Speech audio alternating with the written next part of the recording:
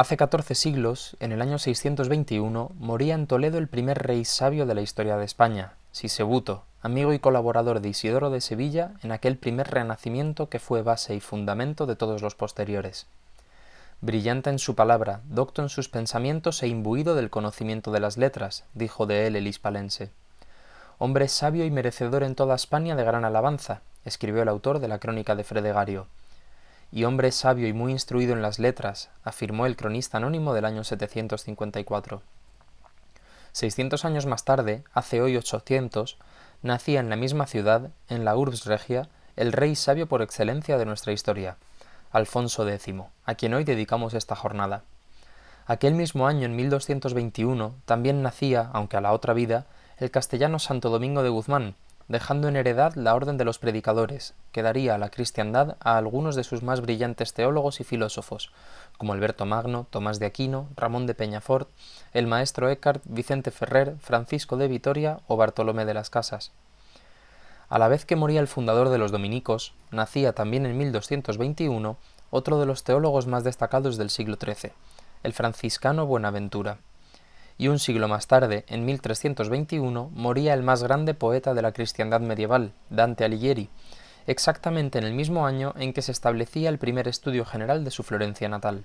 Grandes efemérides, pues, este año 2021 en lo tocante a las letras, los saberes y la cultura medieval. La que celebramos hoy es, sin duda, especial, pues como tendremos ocasión de comprobar a lo largo de la jornada, Alfonso X, el que la historia quiso bautizar como el Sabio, fue un hombre polifacético que combinó y cultivó asombrosamente el poder y la cultura, las armas y las letras, el derecho y la poesía, la historia y la música, la ciencia y la fe. La conmemoración de su vida, su reinado y su obra, la profundización en los aspectos más relevantes de su personalidad, sus actuaciones y su empresa cultural, y la puesta de relieve de su significación para la historia, la general y la de España, son los motivos por los cuales nos reunimos aquí hoy en esta nuestra Universidad Autónoma de Madrid. Antes de presentar el contenido de la jornada, permítanme explicar el sentido y origen último de nuestro estar aquí hoy reunidos. La segunda partida, como saben, establece diversas cuestiones relativas al poder, al gobierno de los reinos y a las relaciones entre los reyes y el pueblo. Pues bien, al cabo de ella, después de 30 títulos y casi 350 leyes acerca de cómo debía ser el pueblo en amar a Dios, a su rey y a su tierra, y cómo debía ser el rey en amar, en conocer, en honrar, en guardar a su pueblo, los juristas alfonsíes decidieron colocar un título dedicado a un sector muy particular de la sociedad, los intelectuales, y a una institución de reciente aparición, las universidades. ¿Qué sentido tiene rematar una partida dedicada a las relaciones de poder y a las relaciones entre el rey y el pueblo, con un título acerca de los estudios en que se aprenden los saberes, de los maestros y de los escolares? La respuesta la encontramos al inicio del dicho título. De cómo el rey y el pueblo deben amar e guardar la tierra en que viven, poblándola y amparándola de los enemigos, dijimos asaz cumplidamente en los títulos antes de este, comienza diciendo. Porque de los hombres sabios, continúa, los hombres en las tierras, en los reinos, se aprovechan y se guardan, y se guían por el consejo de ellos. Por ende, concluye, queremos en la fin de esta partida fablar de los estudios y de los maestros y de los escolares que se trabajan de amostrar y de aprender los saberes. El texto habla por sí solo. Los hombres, las tierras y los reinos sacan mucho provecho, guía y consejo de los hombres sabios, es decir, de aquellos que se afanan en mostrar y aprender los saberes, por lo que resulta del todo razonable hablar de ellos en una partida que regula el buen gobierno de la sociedad.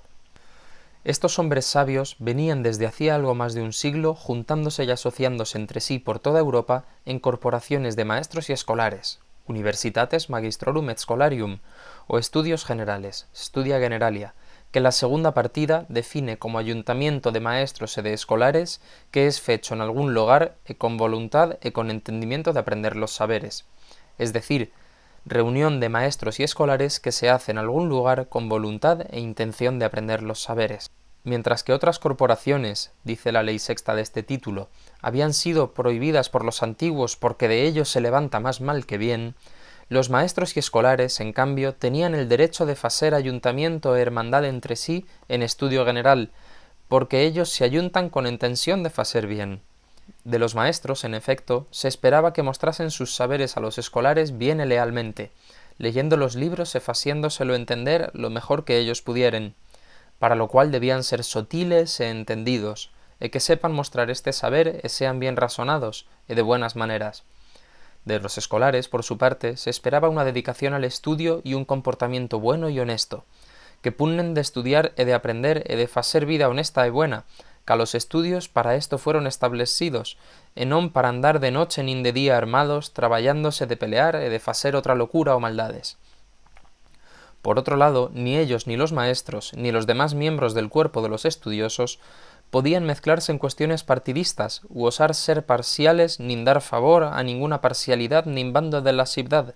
so pena de perder el salario, o de ser apartados del gremio e universidad del estudio, de no gozar de sus privilegios y de ser desterrados de la dicha ciudad. Esta comunidad universitaria, este gremio e universidad del estudio, definida jurídicamente en las partidas, encuentra su correlato historiográfico en el libro séptimo de la primera parte de la General Historia, donde los escribas del rey Alfonso hicieron una bella descripción de la antigua ciudad de Atenas, idealizada como cuna de las escuelas de saberes, de donde vino a los latinos después el saber que hubieron, así como viene el arroyo de la fuente a los que al menester,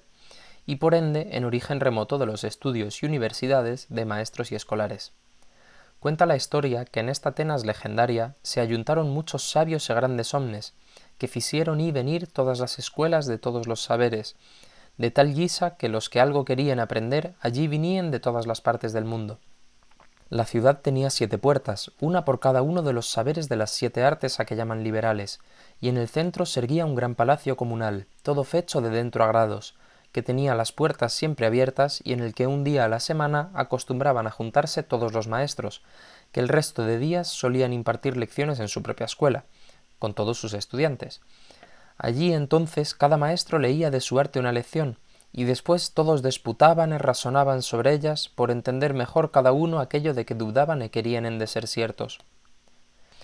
Pues bien, siguiendo el ejemplo de los antiguos y los medievales, nos hemos ajuntado aquí, para apartados de toda parcialidad o bando, con honestidad y con voluntad de con entendimiento de aprender los saberes, profundizar en el conocimiento de la figura de Alfonso X. Para ello hemos invitado a 3 maestros, que en la sesión matutina impartirán cada uno de su arte una lección, brindándonos las claves para entender el reinado y la figura de Alfonso X. Comenzará el profesor Carlos de Ayala, que nos hablará de los aspectos políticos más relevantes del reinado de Alfonso X. Después, el profesor Alejandro Rodríguez de la Peña nos hablará sobre la imagen sapiencial del monarca. Y finalmente escucharemos a la profesora Inés Fernández Ordóñez, que disertará acerca de la obra historiográfica alfonsí. Tras cada una de las lecciones seguirá un momento de preguntas, de coloquio o de disputatio, pues como escribió Pedro el Cantor, en el edificio del saber el fundamento lo constituye la lectio, la lección, la lectura, pero las paredes la disputatio, el debate, la conversación, el diálogo. De este modo, al igual que los maestros escolares del medievo disputaban y razonaban sobre las lecciones por las saber mejor, también nosotros esperamos suscitar coloquios y debates que hagan de esta jornada un auténtico encuentro de conocimiento. Por la tarde, en una sesión de cuestiones de Quodlibet de temática y perspectiva variadas, 4 jóvenes investigadores completarán el cuadro con unas estampas de la época. Finalmente, el profesor Fermín Miranda hará las conclusiones de la jornada a modo de determinatio magistralis.